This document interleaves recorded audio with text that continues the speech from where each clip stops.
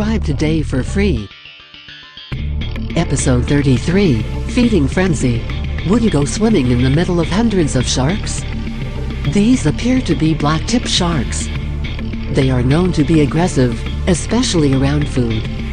Many attacks on humans have occurred while swimming around feeding black-tip sharks.